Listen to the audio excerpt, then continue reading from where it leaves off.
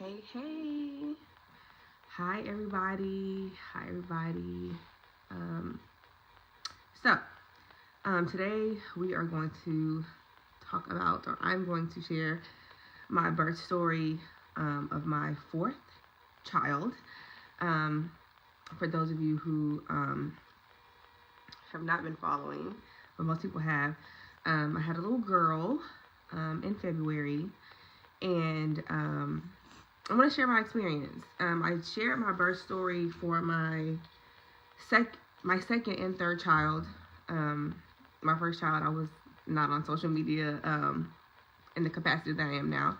So this will be my third time covering a birth story that I've had, my experience with childbirth.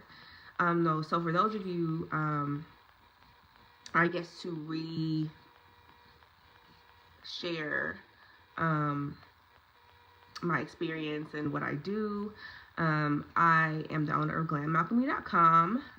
Previously, I was a doula, childbirth educator.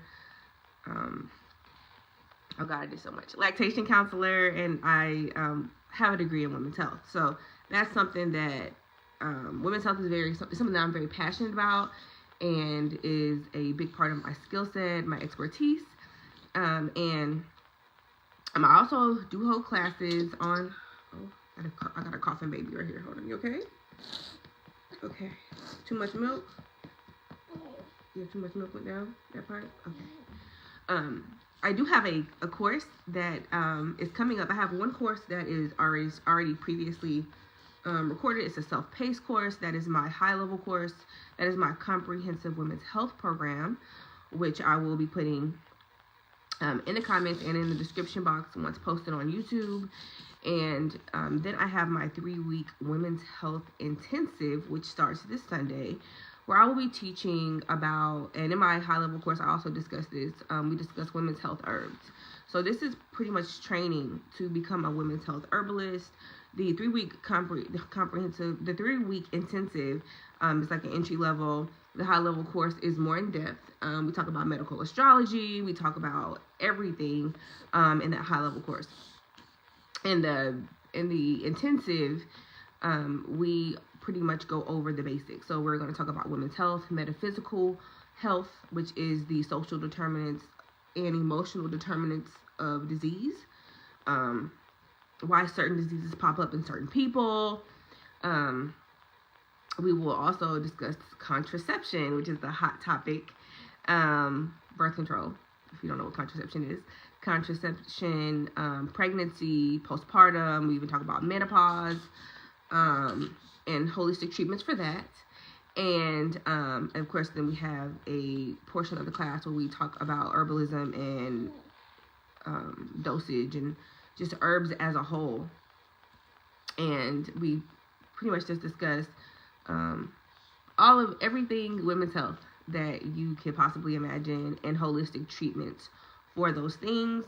We will also talk about when, you might need to go see a doctor, if there is something that is extreme that needs to be taken care of that maybe you shouldn't quite handle at home. So, of course, I will post the information about that below, but let's get into it. Let's talk about my birth story. So, I had my fourth child in February, as I said before, and she's in my lap nursing right now, if you can't hear her breathing. Excuse me. And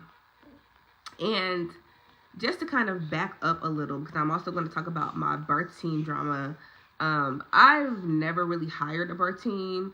My first birth was in a hospital. My second birth was in a birth center. My third birth was at home, and I had a midwife on deck, but she didn't make it to the birth due to traffic. And then this fourth time, I had a complete unassisted birth, where at the point when I went into labor, I knew nobody was showing up. I knew it was just me and the people who were in my home with me at the time to assist me. One of them ended up being my former neighbor, so it's kind of how that went. Hold on 1 second, getting baby off the boob. Okay, mommy. Okay, she's so sleepy. So, okay, so let's talk about it. let's talk about my birth story. So, like I said, I'm going to back up a little bit. You just don't want that on your head? Okay. We're going to talk about my experience. So, this pregnancy, so my daughter is a Pisces sun. You guys know I'm an astrologer, so my daughter's a Pisces sun, which is a very important part of my chart, Pisces. And because I knew that this pregnancy was going to be different in a spiritual way, because Pisces rules spirituality. Excuse me. However, I did not know it was going to take the toll on me that it did. This pregnancy was very emotional. It was also physically painful. I usually don't have issues with pregnancy as far as physical pain and like aches and that type of stuff. Vomiting, you know, morning sickness, it will usually come and then go, and then I'm fine. The morning sickness kept picking back up. I had extreme hip pain, which started with my first birth, and it's like the more children I have, the worse it gets. But this time it was just like almost unbearable.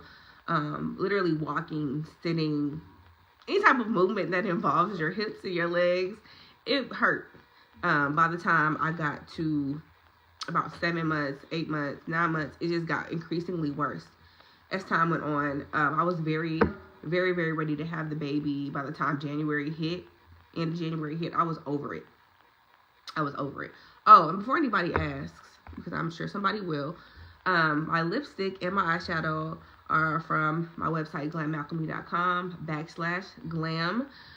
This is my Harlem Renaissance palette, and the lip that I have on today is Zora, in honor of Zora Neale Hurston. So this pregnancy, it was just a lot. Like, I just was so, it was very Piscean. I was very emotional. It made me really look at things I hadn't been doing to make myself happy. Due to COVID and having a baby 2 years ago, I really just stopped doing a lot of the stuff that I was doing because I just got busy doing other stuff.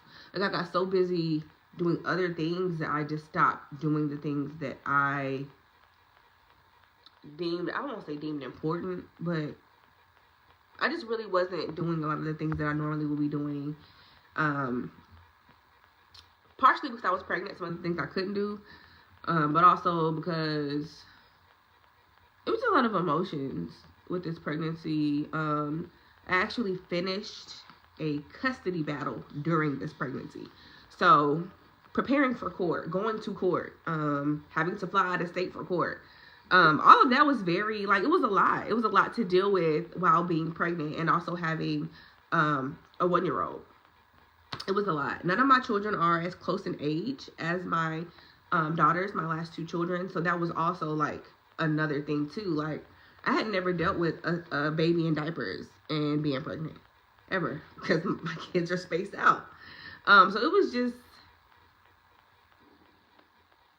a lot going on personally, emotionally, and then it turned into physically. And when speaking of metaphysical reasons for pain, I had to go look up like the hip pain that I was having, because it was so bad. And I even went to the chiropractor. It wasn't like helping. And I saw that hips had a lot to do with your actual emotional support, feeling supported. And I didn't feel supported during this pregnancy. Even after I had my baby, I had a family member comes to my house with the intention, or they said they was coming to help. And they did help in some capacity, which I am thankful for. But they ended up hurting more than they were helping. And they had to get the entire fuck out of my house. Which I had already kind of set intentions for, but they left on their own, which is neither here nor there. But they ran me hot. And that's not something that you know, when you're pregnant and then after you have a baby, those are times where you don't want to be unhappy. You don't want to be cussing people out. You don't want to be angry or in any type of negative emotion. You're supposed to be happy. And no, I was very frustrated. Even how I found out about my daughter, that I was pregnant with my daughter, was unlike any of my other pregnancies, unlike any of my other experiences. Like, I pretty much, I don't want to say I skipped my period. I had a very scanty period, which you know, can be a sign of pregnancy. I was like, what is going on? But I took several pregnancy tests, and it was telling me, why is that camera moving? It was telling me, like, no, you ain't pregnant, girl. Then I went to go get a women's exam because I was due for one. And I kind of wanted to ask, like, what is going on with my periods? Like, because my periods are very normal and consistent. Like, I used to have a lot of womb issues that I healed on my own, which is part of why, again, I do women's health courses and trainings. And girl, she was like, girl, you was pregnant. That's what she said. No, she didn't say that. She walked into the room and hugged me and told me congratulations. And I'm like, for what? Congratulations for what? And that's when I found out that I was pregnant at the time. And I was just like, the timing of it, the personal things that I was dealing with before I even walked in there, I was like, I can't be pregnant right now. That's funny.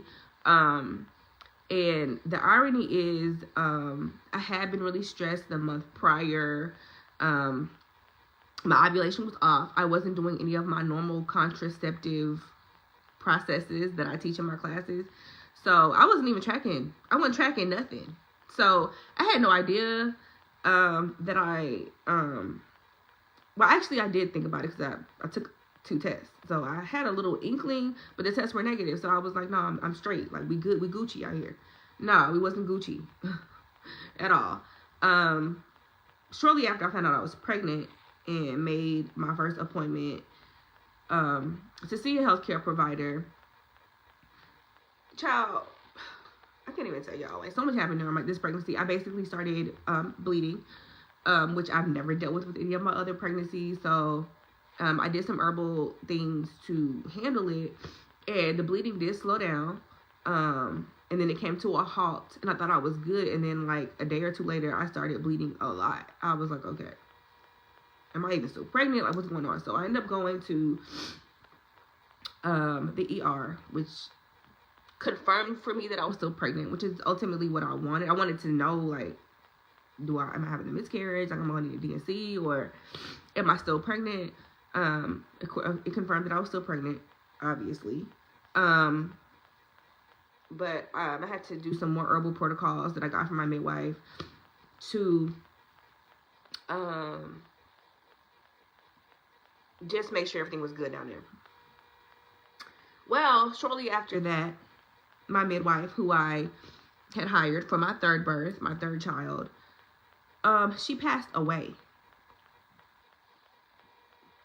So I'm like, okay, this is too much. Like, it's too much going on. Like, again, I already had personal stuff going on prior to finding out I'm pregnant with her. So my midwife died. That was horrible. I went to her funeral, which was literally standing room only because she was such a pillar to the Atlanta birth community. And she had been delivering babies for so long. Like, she will always be like a legend to me. She took such good care of me, even though she was in traffic during my third birth. She took such good care of me postpartum, which was part of her care, part of why I hired her. No, I haven't gotten my nails done. I just had a baby, so whatever. But it was crazy. Like, not basically having to go hire somebody else. So I hired somebody else. More personal things popped off during this pregnancy, which kind of prevented me from being able to run her funds like I wanted to run her funds. She was like, don't worry about it. We'll do a payment plan. It's cool. Like, don't trip. So I didn't trip. She was very like, so the midwife that I had this time considers herself a priestess. Or she says that she's a priestess. She's been initiated. I can't confirm or deny. She was a very spiritual person, I'll say that, or claimed to be a very spiritual person. So she was giving me a lot of like, it's gonna be okay, like positive affirmations. I would kind of call her about some of the things that I had going on because I wanted her to be clear about like my emotional and mental state, because all of that really, really matters in women's health, and particularly during pregnancy, because it's like those symptoms, or when stuff is going on in your life and you're pregnant, it's exaggerated because you're at a space of, you're already in a cosmic space of growing a human being. So that outside forces affect you and they affect the baby. So I was, you know, being in communication with her about that. She knew that I was going through a lot of personal things. So yeah, I was in pain. You know, really the first time I was ever really surprised that I was pregnant. Because I just really, honestly, I was not paying attention to my body at all. I had a lot of stuff on my plate that I was just dealing with. So, and that continued on throughout the pregnancy. So then we get closer and closer to the end of the pregnancy. I ended up getting a grant-funded doula, which was, I was like, cool, I need the extra support. I'm going through a lot of crap. So I'm just trying to cover my bases. After my second child, I had postpartum depression. So I really wanted to cover my bases and make sure that I had the support in place that I needed. So we get down to the wire. Okay, we're like 38 weeks pregnant, right? We get down to the wire. It's February 2023. And I started feeling both of my two middle children had gotten sick. My son brought something home from school. He got his sister sick, whoever really got me sick. I didn't think I was sick, but because I had been throwing up off and on anyway. But I ended up getting the bug that they got. Started having contractions. So I alerted my doula and it alerted my midwife. And like I said, I was like 38, almost 39 weeks. And I contacted my midwife and she was like, hold up, boo. And this is me paraphrasing. This is not what she said. But she was pretty much just like, I'm not coming to your birth. I had just talked to her a week prior. And I was like, what do you mean you're not coming to my birth? Ha ha, like, ha, that's funny. She was like, no, I'm not coming to your birth because you owe me money. And I was like, sis, we talked about this money. And you haven't received $0 from me. So what do you mean that you're not coming to my birth? She pretty much like, I ain't coming. Talk to your doula. You know, get somebody else to do it. That was the energy. And I was like, oh my God. Well, and I was like, well, last time I did this, or last time that I gave birth, it was just me, my child's father, my son, my mom, that were presently, like, physically there. And so I was like, I mean, I could do this again unassisted, but I mean, damn, there's not going to be anybody in traffic coming to assist me or anything. Like, I got to, you know, I have to be able to deliver my own placenta. Like, whew, this is a lot, you know, because the other option would have just been to go to the hospital, right? I was like, yeah, that's not happening. That's not motherfucking happening. Due to my personal beliefs and my experiences with the hospital and my clients' experiences with the hospital, me being this color, I just was like, this is not going to work. Like, I'm not going to the hospital, so what am I going to do? So I reached out to my doula so that she is clear that I'm going to have basically a free birth because my midwife isn't coming. And she's like, oh my God, well, I'm not sure. And I'm like, well, I kind of already discussed with her my beliefs and how I felt about birth. Why is she being so funny style? But then she was just like, well, just let me know what you need. So she kind of like backed up and acted like she was Gucci. She was good. Well, a couple of days later, my doula reaches out to me and she's like, hey, yo, so I'm going out of town because my baby daddy got shot. Y'all know my woman, this ass, was like, what would you be going out of town for? Like, he's not deceased. What do you mean? After much ado, she pretty much decided to go out of town. So at this point, I have no midwife. My doula is gone and kind of being a little questionable as far as her ability to help me. Because, I mean, normally a doula would have a backup. That would be the situation. You just have a backup person. I ain't have no backup. I ain't have shit. Okay, she just told me she wasn't coming. So I was like, okay, the fuck? So I just was like, thug life. This is what we're doing. It was already Pisces season. And Pisces is about solitude. And I was like, you know what? I'm going to just do this thug life. So about 3 or 4 days later, I went into labor.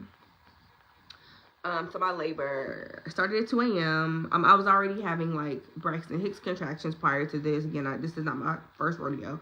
I was already having, are you trying to eat this? I was having Braxton Hicks contractions all week. And Of course, I told y'all I was already physically in pain. I felt like I was going to explode. My stomach was huge.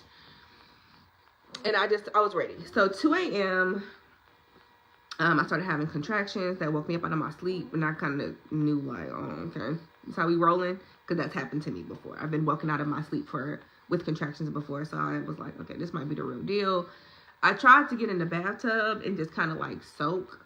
Oh, I had lost a little bit of fluid earlier that week. So I was like, I think I'm gonna go into labor soon. So, I got into the bathtub, which I was told later I shouldn't have done because my water had already started to break. But, you know, the ancestors kept us. Got in the bathtub. And then, y'all, like, my family member who was here proceeded, I guess it woke them up. We were in the bath water. They proceeded to start cleaning in my kitchen, making all these clanking noises. And I was like, I'm very auditorily sensitive. I don't know if that's the right word. Auditorily. I'm very sensitive when it comes to hearing and stuff. Like, I can't do loud noises and stuff, usually. And I was like, oh my God, like, please get out of the kitchen and go back and lay down and let me, like, have my quiet pre-birth bath that I always do. And that wasn't happening. So I was already kind of agitated when I went into labor again. I had a lot on me, emotionally, mentally. So I was highly sensitive. Again, it's Pisces season, highly sensitive. So I get out the tub because I'm just like, I ain't gonna be able to focus and breathe and talk to my baby like I want to in the tub right now because there's somebody making noise and they're not being sensitive to the fact that I'm trying to gently labor by myself. So I sat in there for a little while. I got out of the tub. I tried to go back to sleep, and I slept for a couple hours, and I woke back up with contractions. I went back to sleep. I woke back up with contractions. At this point, it's like 6 a.m., and I pretty much told my daughter's father, like, today's the day. Like, I'm going to need you to, like, F your job and everything else going on. I'm going to need you because I really don't have anybody else here that knows what to do. If you guys are not aware, my daughter's father delivered our last child. He caught the baby. So he was really the only, like, my family member that was here, too scary. Definitely too scary to do it. So, and then I had my second and third child here with me. So it was like, I mean, obviously they can't help me. So I just was like, okay, I'm gonna need you to help me, and you probably don't need to go to work today. So he pretty much stopped what he was doing and came to the house, and I remember about 7 a.m. the contractions were strong, but they were inconsistent. I had my son who wants to be a physician. I had him timing the contractions, so they were really off. And I could still talk through them. So I was like, they're not strong enough. Like, I don't want this to be a long ass labor. I was just so over being pregnant. Like, I was so emotionally overwhelmed. And I was like, I can't risk being in labor all day. Like, mentally, I can't take being in labor all day. So I asked my former neighbor, or I'll say she's my friend. I asked her to go to Sprouts and get me some homeopathics that I knew would accelerate my labor. As far as plant allies that I use during my labor, I used colloidal silver because my water had already broken and I didn't want to, you know, have an infection or anything. So I used that as an antibiotic agent. And then I used clary sage essential oil on my feet, and I massage my ankles, which is a form of acupressure. But I know other mothers that have used it, and they say it's amazing. Clary sage is really good for a lot of women's health issues, but it does stimulate contractions in labor. So I did that, and I called for my friends to go get me some more stuff. Oh, plant allies. I had already been drinking red raspberry leaf tea, which I've done with all my pregnancies, and I was also drinking alfalfa tea. Alfalfa is good to make sure that you do not hemorrhage because it is extremely high in vitamin K. I also was taking oat straw for vitality, mental well-being, as well as it has a chock full of vitamins that are good for your body, pregnant or not. So I have been drinking those teas together. I pretty much made a tea and was drinking them all together. And I also was taking evening primrose oil the week leading up to labor because, like, y'all, I was not, like, again, I'm the coochie lady. Like, I'm the vagina lady, okay? And I was not, like, I literally started doing my perineum massages like a week or two before I gave birth. Usually, like, 2 months out, I'm starting to do those, which those are to help you not tear during childbirth. I wasn't even on top of that. Like, who wants to tear? Like, I just was not, my mind was in so many different places, because of just life. So life was lifing. So again, I have my friend go pick up some homeopathics for me. By the time, this was like 7 a.m. at this point. Dad is here assisting me. My family member is here. My children are here because it's the weekend too, so ain't nobody at school or nothing. So Dad was a little shook, even though he's done this before. But I mean, he's not a doctor. He doesn't do this every day, so he was a little shook. But I'll say this. So I had my neighbor come. By the time she got here, I was pushing. Or I don't like to call it pushing because it's not pushing. The baby was exiting my body. And I had my postpartum doula on the phone pretty much trying to tell me how to breathe because I was hollering and I needed to use a lower register of my voice to really get the baby out. Birth is so primal. It's such a primal thing and that's part of why I don't like hospital birth, because they try to control how you sit and what you eat and like, just let me yell and grovel or growl and get on my hands and knees or whatever I need to do to get my baby out. Like, I need to be free. I need to be all that stuff. For those of you who follow astrology, I have Pisces in my 4th house of motherhood. So I just can't, the restriction and the control and this is what you need to do, and I can't do all of that. I need to be free. I need to, like, I probably could go into the wild and just squat and give birth to a baby. I don't like the restriction of IVs and all that type of stuff. So anyways, but again, I had a lot of emotional stuff going on. So, I feel like this labor took longer than the one before because I just had some stuff that I was working through. I do believe all births are initiations, for women, and this was definitely one of those. So, I asked my neighbor to come. She's not quite here yet. And then I knew my cervix was soft because I had checked my cervix, but I just felt so much pressure in my nether regions. Now, the doctor that I had been seeing, I had a midwife and a doctor. The doctor, I had nurse midwives in a medical practice and had seen a doctor a few times, and I had the midwife up until I didn't have midwife. So the doctor was like, when women get to they start having 3, 4, 5 babies, they can feel like the baby's just gonna, he made this gesture like that. And I was like, just fall out. He was like, well, I don't want to say that, but yeah. And that's really how I felt. At the end of this pregnancy, I was like, this baby just gonna rocket launch out of my coochie. Like, what is good? Like, I felt so much pressure. But then when I went into labor, because after that 7 a.m. time period, I was like, oh, this baby really is gonna fall out. Like, the pressure was so intense. And then as I got closer to around 9:30-ish, I just kept peeing. And that's how I knew I was like, I'm finna have this baby. Because my bladder would not, I knew that her head had to be pressing against my bladder because I kept running to the bathroom. I mean, every 5 minutes. Like, I couldn't hold anything in my bladder. And I had been drinking water, drinking tea. So my bladder is filling up rather fast. And I couldn't hold any type of urine. And anybody who knows anything about birth, the toilet is the place that accelerates labor.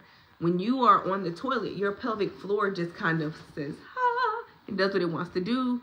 So with you being pregnant and a baby descending down, it usually accelerates the labor, right? Midwives love that position to put, they like to put you on the toilet or a birthing stool to get the baby out. And I kept going to the bathroom, and then I was on the toilet hollering, okay? And I said, let me get my ass up, or I'm going to give birth on the toilet, which I did not want to do. So, the last few times I went to go pee, I was kind of nervous, because I was like, I don't want her to just start coming out on the toilet. But I made it back to the bed eventually, and I was in a kneeling position, and I was leaning on pillows, and I just was like, okay, this is it. I can't, whenever people ask me, I just be like, I can't explain like the feeling of when the baby is entering this world, when they're leaving your womb and entering the world. It's a very supernatural experience. Again, I've experienced it with drugs, I've experienced it natural, and when you give birth naturally, I feel like you're not numbed in any way. And every time I feel like I leave here, I feel like I leave this planet, this earth. I feel there's like a split moment where I feel like I kind of go in, I'm sucked into this black hole or something, or I'm sucked into this other realm, and then I'm back here and I feel the baby coming out. This is the first time I felt the ring of fire, and again, I totally take responsibility for that, because I was not working on my perineum massages. For those of you who do not know, the ring of fire is the sensation that you feel when the baby's head is literally like coming out of your vagina. You are literally being stretched to capacity, and this was the first time for me that it actually really hurt. And then I was breathing, and in Holland, and I gave a couple of like grunts, which I can say I don't consider that pushing. When I see women with their legs cocked back and they're screaming and they're like, and they're doing all of that, I don't do none of that. Okay, I breathe deeply. Mind you, the people who are assisting me are kind of guiding me, like, okay, breathe slower, your baby's coming, which is very affirming and helpful for me. So my postpartum doula helped me with that part on the phone. And then I think it was like 3 or 4 pushes, or grunts, I should say, she was out. And I just have never felt so much relief in my life. It was physical relief, emotional relief. Thank you, God, I'm not pregnant no more. Relief. I guess that's physical relief, huh? I just was like, oh, it's over. Shortly before I went into that transition phase, of which the baby started to fully descend, I realized that she had meconium in her fluid, meaning that she pooped in her fluid, which worried me some. So we did call an ambulance. And around that time, a midwife called me and was like, hey, your postpartum doula called me and said, I can come assist you. But it was too late. I had already been sucked into I had already called the ambulance and proceeded to leave with them. So I stayed 24 hours. They checked me, checked the baby. Everything was good. I had no tearing. The only part that was really, really bad was they wanted to, well, my placenta didn't deliver on its own. So I went all the way to the hospital having afterbirth contractions, in pain, because just gave birth, my uterus is tied, okay? And I'm still having contractions all the way to the hospital.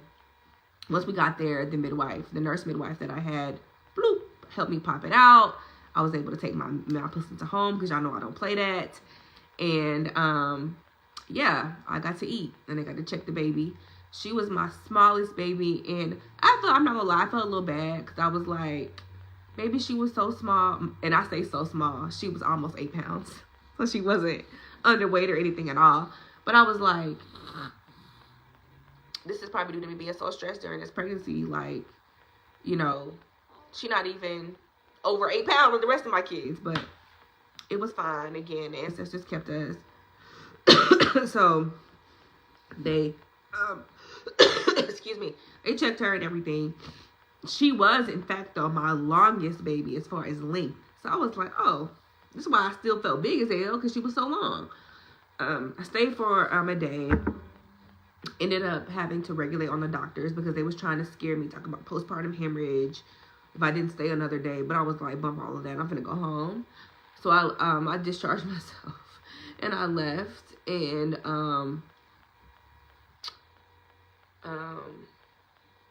came home. Postpartum. Family members started cutting up and they had to go. But I definitely had some community support. I started a meal train, which has helped me and my kids tremendously, so I don't have to like be going to the grocery store cooking all the time. It allowed me to be able to like Instacart food. Got a few DoorDash gift cards, and also it just helped with the overall cost of food and whatnot. So that was extremely helpful for me. So my community came through in that respect. I also had some people come by and actually drop off food, come by and actually drop off diapers. So that was really good. And then I did have a little bit of, I guess well, not a little bit. I had a lot of support from somebody else that is close to us. And I mean, it was kind of their job to be helpful, to be honest, but they definitely came through with assisting me with the kids and food and all types of things. So that was really helpful that I had that one pillar of consistent support, and that I had some community support, because unfortunately the family member who came to stay with me and to assist me, they was on a power trip, without me saying too much, and eventually they had to leave earlier than expected. So super thankful for the help that I did get. So I want to talk a little bit about this midwife stuff. I was going to do it in a separate video, but I was like, why not just, put it all together, because I have another video I need to do anyway, and I'm busy with these churn. So the midwife I had for my second birth and the midwife I had for this birth, and all of my midwives have been Black women, just to be, clear. The midwife I had for this birth, the fourth, and my second birth, gravely disappointed me. As somebody who is a former birth worker, and somebody who is a mom, and somebody who knows how important this type of work is, particularly because of the maternal health crisis in this country, and how many Black women die in childbirth, and how many babies die that are born to Black mothers due to childbirth related things. I know that this work is not to be taken lightly, and I felt betrayed by my second midwife, and I say on some levels I felt betrayed by this midwife as well. So as far as this situation, I already told you guys about it. We made a verbal agreement. I should have put it in writing, but unfortunately I let the aspect of, oh, this is another Black woman, oh, she's a midwife and she's going to operate with integrity. I let us have a verbal agreement, and I mean, it backfired on me. However, I will say that everything happens the way it's supposed to happen. So I don't take back my birth experience or anything. I don't think my baby wanted her at my birth. I don't think my baby wanted the doula at my birth either, because everybody that I had in my birth team, none of them showed up. None of them showed up.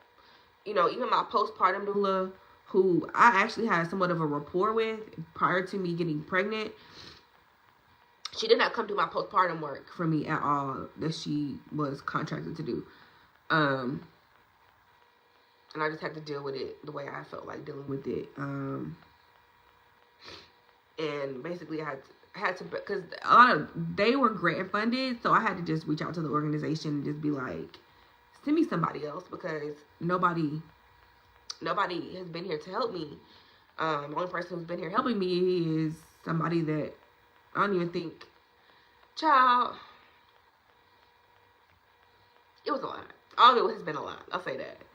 The beautiful part of all of this is that my daughter has a very beautiful disposition. She's super, super sweet. And she's a Taurus moon, just like my oldest son, who was also an extremely peaceful baby. So I just give so much thanks for that. Shout out to Taurus Energy people. I love Taurus Energy. Sorry for my sniffles and my coughs. I'm dealing with like allergies and postnasal drip. It's just ATL weather. Okay. So I have to do something in a few minutes. So let me try to wrap it up. So there was that. I felt betrayed by those 2 different midwives that I had. I'm thankful for the midwife I had for my 3rd birth because she showed me how it's really supposed to be done. She was so amazing. She did 6 weeks of postpartum care. And she was just on point. Always answered the phone when I called. Just amazing. But she was also an elder. And she took this work seriously. Now with my 2nd birth, flashback to 2015, 2016. My midwife that I had, and this midwife was in Texas. This 4th midwife is here in the Atlanta area. And I do not feel any kind of way. If y'all live in one of those areas and you want to know who it is and you want to try to like not be, you just want to know, I will let you know who they were. I'm not hiding anybody's identity because, I mean, you did what you did, so own up to it. My 2nd midwife, boy, oh boy. I mean, the 2nd birth. My 2nd child, the midwife I had for that birth. Boy, oh boy, like,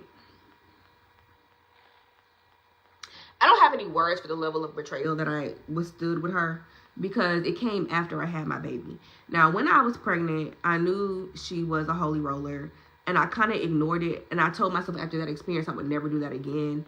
If my midwife couldn't be neutral on religion or she didn't follow the path that I'm on, I wasn't going to hire her because I had this holy roller midwife. Again, she's based out of Dallas or DFW area. She's in the Hurst, Euless, Bedford area. She started playing gospel music during my birth. Bitch, what the fuck? Why would you play gospel music during my birth? Like, that ain't even, girl, get the fuck out of here. So that was problem number 1. I knew she was bogus then. But, she was also a new midwife as well. She had been doing birth work for a while, but she was still a new midwife. But again, it was a black woman, and I just trusted her off of GP. And she had good reviews, you know, as well. Man, I was on my midwife journey as well during the time that I met her and had my son. She was kind of funny acting with giving me information as well, even though she told me that she had a really hard time training to be a midwife in the DFW area because of how fucking racist it is. Because it is. Dallas-Fort Worth is one of the most racist places I've ever lived in. And I've lived in New Orleans, and I've lived in Mississippi, and I've lived in Georgia. And I'm sorry, them people out there in Texas are on some other shit. Part of why I don't live there anymore. Anyways, after I had my son that had postpartum depression, I reached out to my midwife because I'm thinking this is a safe space. And she has the audacity to have the word sister in her business name. So I really thought that this woman was going to really have my fucking back. You know what I'm saying? I called this woman about having postpartum. To make a long story short, and I can talk about this freely because I'm done with my custody case regarding my son. But I told her I had postpartum. I told her I was extremely sleep deprived because I had zero help with my son. At that time, he was my 2nd child. And my son didn't sleep. He is a no limit soldier. If you follow human design, he's a manifesting generator. He don't sleep, okay? He don't sleep. He does now, I mean, because he's older, but like, as a baby, he was one of those babies that was up every 15, 20 minutes, up every 30 minutes, up every hour. I was exhausted. And my child's father did not help me at all. Honestly, I don't even know if it's even good for me to even say I had postpartum depression, because, I mean, truly, what set it on, which, I mean, not sleeping can affect your hormones in your body. So, I mean, I did have it, but it was sleep deprivation. That was the core of what was wrong with me. I was fucking tired, okay? I was fucking tired because once I was able to remove myself and get adequate sleep, I slept outside of working and doing other things I needed to do to survive. I slept with all the free time I had for like 6 months straight. All I did was sleep. If I got any free time, any type of free time where I didn't have nothing to do, I slept. And that was crazy. But my wife told me to bring my son to her. She was like, do you want me to help you? And at first I told her no. Then she was like, do you want me to help you? Do you want me to help you? And I just had to tell my son's dad, look, I'm going to send our son over to her for a couple days, so I need to fucking sleep, okay? So I sent my son over to her with the anticipation of her having him for no more than 48 hours. Again, this is back in 2017. And so I sent my son to her, and this woman had 5 kids of her own, and she had a live-in mother-in-law, so I really didn't think anything was going to be wrong. Again, she assisted me with delivering my son, right? She's my midwife. My son was like 9 or 10 months old, maybe 11 months old. He might have been a year old. All I know is I dropped him off with her, and then literally like 6 hours later, my son's father is calling me, turning up about me leaving our son with her. And I was like, well, I told you I was going to do it. Like, I told you this, and you're gone half the time, which that's another story time for another day. You're going half the time, you don't change diapers, you don't do this, you don't even wash dishes, you don't even halfway want to flush the toilet half the goddamn time. I needed a break, and I told you I was going to send him to her. I don't know what the fuck she told my son's dad. I don't know what transpired. I don't know what happened. All I know is he called me hooping and hollering and yelling, and he went to go pick up my son. Years later, 3 years later, we're in a custody battle, and he hooping and hollering, talking about she just dropped our son off with our midwife. I will never forgive that motherfucker for that shit, because, like I said, this is some of the ammunition that my child's father used to try to keep my child from me 3 years later. And in addition to the fact that at the time that it happened, it was just an outright betrayal. I'm a black woman. I have, this is my child. I'm trusting you. How dare you call somebody I'm not legally married to come pick up my child, when part of the reason why I'm fucking exhausted and, dealing with what I'm dealing with is because I don't have any help or support from this person other than the fact that I live with them, So I felt betrayed by her. And like I said, I wanted to give y'all a rundown of my experiences with these midwives, these black midwives, because we tell black women all the time, hire a black midwife, hire a black doctor. All these motherfuckers don't have your best interest at heart. Some of them are all about money. Some of them will call your baby daddy behind your back. Some of them will try to do all kind of shit. You know what I'm saying? Like, I don't know, like, you just got to be careful, because again, I just took it at face value, like, oh, sisterhood, black midwives. Like, everybody's not going to be like my third child's midwife and hold it down and really, work with you and be honest with you about their intentions and be professional. I did not have that either time with my second child and my fourth child's midwives. So please make sure you screen these people.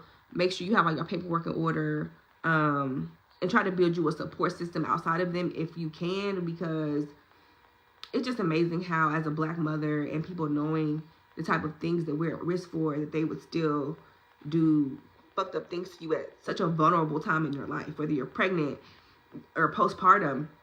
Those are very precious and sacred times in a woman's life. And so for her birth worker to turn her back on her in any form or fashion, especially to involve a man, and it has nothing to do with the health of the child or the mother, slimy. So be careful of that. And I wanted to share that I had been saying that I was going to. Oh, yay, Nicole, I'm happy about that. I just, just be careful, man. All skin folk ain't kin folk. You know how they say? Yeah, I think it is the weather change. I'm just not seeing y'all's messages. I thought I had this pulled up, and yeah, shout out for the custody battle being over, because thanks, Deja. So that's my story. So happy my baby is here. I'm not pregnant anymore. I did have a family member ask me, are you gonna have any more kids? That's a whole nother video. Like, I'm so tired of motherfuckers asking black women, are they gonna have any more kids? Why you got so many kids? Just like, fuck you. This is my womb. I'm gonna do what I want to do with my womb.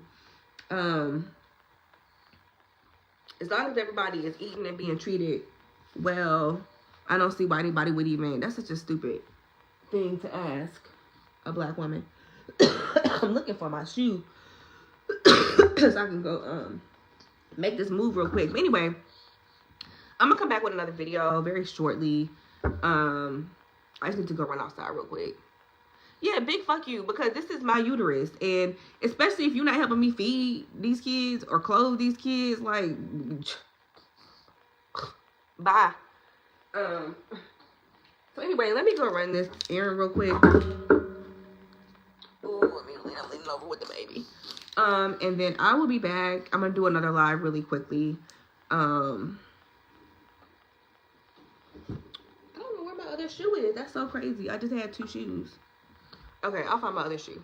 Yeah, I think that's crazy because a lot of our grandmothers had like 15 kids. So I don't know why it's considered abnormal or it's considered weird. I'm still looking for this shoe. I found it. I don't know why it's considered abnormal or weird, or if they look at it negatively. But that's been another experience. I have to talk about that another day too, where as a black woman, I feel like motherfuckers always got some shit to say about how many kids you have, or if you don't have kids, or if you got your tubes tied, or motherfuckers always got some shit to say about black women and our reproductive health or our sexuality. And it really chaps my ass. I don't like it. But anyways, I will drop, once I post this to YouTube, I will be dropping links. Thank you guys for listening to my story. I appreciate it. And I'll be right back talking about manifesting friendships that are beneficial for you. So hang tight and I'll be right back, guys. Thanks. Bye.